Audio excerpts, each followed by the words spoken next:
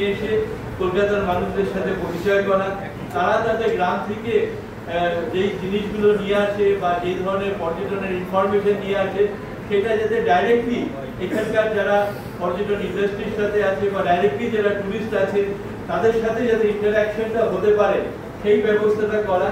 এবং এটা করার একটা প্রধান কারণ আপনারা সবাই জানেন যে দার্জিলিং অরেঞ্জ আজকের দিনে নয়, আজ থেকে বহু বছর আগে থেকে দার্জিলিং অরেঞ্জ খুব ফেমাস ছিল।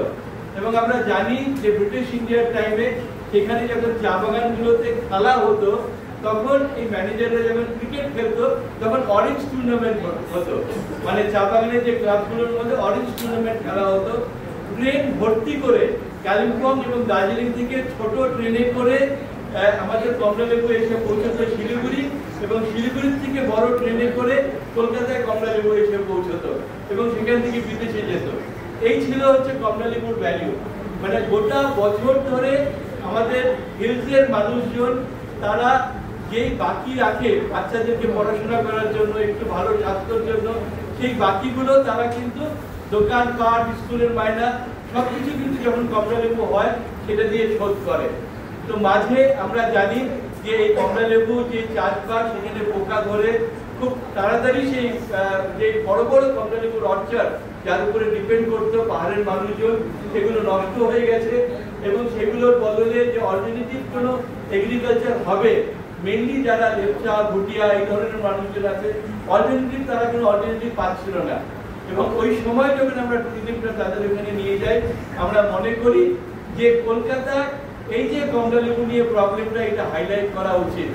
এবং 2014 থেকে আমরা এটা যখন হাইলাইট করছি, আজকে পাহাড়ে পশ্চিমবঙ্গ সরকার থেকে অলরেডি মংপুতে সেখানটা একটা কমলালেবু রিসার্চ সেন্টার সেখানে শুরু করেছে, যে কমলালেবু অর্চার্ড মানে মংপু লাটপাঞ্চার হিসেবে জায়গায় শুরু হয়েছে।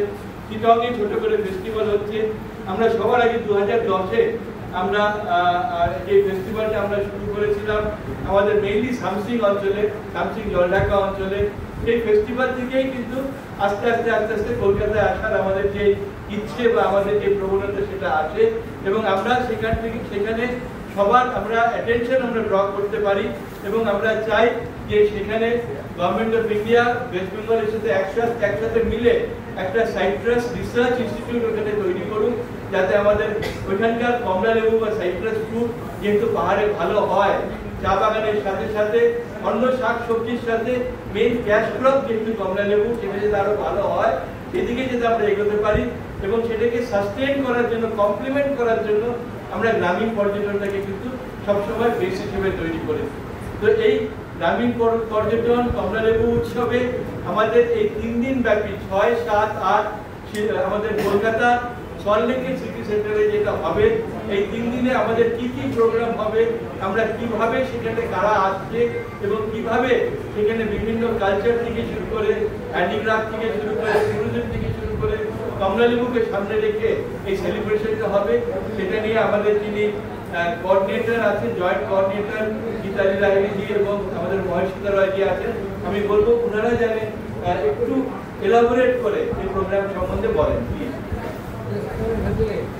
হিমালয়ান অরেঞ্জ ফিল্ম ফেস্টিভ্যাল এই নিউ 6th টাইম হচ্ছে সল্টলেকের সিটি সেন্টারে। তো আমাদের এই প্রথম আমরা যেভাবে শুরু করেছিলাম 20টা স্টল দিয়ে, এখন আমাদের সেটা 45টা স্টলে এসে পৌঁছেছে। তার মানে আপনারা বুঝতে পারছেন যে এই উৎসবের চাহিদা কতটা। আমরা সবাইকে জায়গা দিতে পারছি না, সবাই এই উৎসবে যোগদান করতে চায়, তাদের সাংস্কৃতিক দল নিয়ে, তাদের হেরিটেজ নিয়ে, তাদের ফুড প্রোডাক্টস নিয়ে, তাদের চা নিয়ে, কমলালেবু নিয়ে, এবং তাদের যে ড্রেস মেটেরিয়ালস আছে, তাদের ওখানকার স্থানীয় পোশাক পরিচ্ছদ সবকিছু নিয়ে একটা সুন্দর ফ্যাশন শো হয়। আমাদের ওখানকার যে গ্রামের প্রত্যন্ত গ্রামাঞ্চলে তাদের যে নৃত্যশৈলী, তাদের গান সবকিছু তারা সুন্দর করে করে উপস্থাপন করবেন আমাদের এই 3 দিনের অনুষ্ঠানে। আমাদের দুপুর 12টায় অনুষ্ঠান শুরু হবে আমাদের স্টলগুলো, কিন্তু আমাদের উদ্বোধন হবে দুপুর 2টায়। তো আপনাদের সবাইকেই বলবো আসতে। আর এখানে বিভিন্ন জায়গা থেকে যারা আসছেন তারা অনেক কষ্ট করে পায়ে হেঁটে মানে প্রত্যন্ত গ্রাম থেকে আসছেন, এসে তারপরে তারা বাসে করে শিলিগুড়ি এসে শিলিগুড়ি থেকে আসছেন। এবং অনেকেই এমন হয়েছে যে তারা কলকাতা আসেননি, বা কেউ ট্রাম দেখেননি, কেউ মেট্রো দেখেননি, এরকম লোকজনও আসছেন। এবং আমাদের সবচেয়ে আনন্দ হয়েছে আমাদের association for conservation and tourism বিভিন্ন জায়গায় যে কাজগুলো করে থাকে, সেবামূলক কাজ, তাদের সাংস্কৃতিক উন্নয়ন, তাদের স্বাস্থ্যের উন্নয়ন, তাদের শিক্ষার উন্নয়ন এবং তাদের যে কৃষিকাজ, সবকিছুতেই উৎসাহ দিয়ে থাকে। সেই যে ছোট ছোট করে তাদের হস্তশিল্প, সবকিছুতেই যে তাদেরকে একটা উদ্বুদ্ধ করে, সেই ছোট কাজগুলোকে প্রত্যেকে তো জানতে পারে না কোথায় কি হচ্ছে। এই মেলার উদ্দেশ্য হলো সবাইকে এক ছাতার তলায় এনে এক জায়গায় সবার সঙ্গে সবার মিলন ঘটানো, এবং সেই মিলনে আমরা আসুন কলকাতাবাসীও তাদের দিকে ভালোবাসার হাত বাড়িয়ে দিই এবং তাদের সঙ্গে আমরাও মিলে সমগ্র পাহাড়টাকে সিটি সেন্টারে এনে আমরা উপভোগ করি। আসুন সবাই, এবং সবাই আশা করি ভালো লাগবে। আমাদের 3 দিনের অনুষ্ঠান সূচি আমাদের মোটামুটি তৈরি হয়ে গেছে। মোমো, যেমন স্কোয়াশের মোমোটা তো কলকাতার লোকেদের ভীষণ প্রিয়। সেই বিভিন্ন রকমের মোমো আমরা স্থানীয়রা অত ভালো তৈরি করতে পারি না, সেই পুরো এসেন্সটাই আপনারা পাবেন।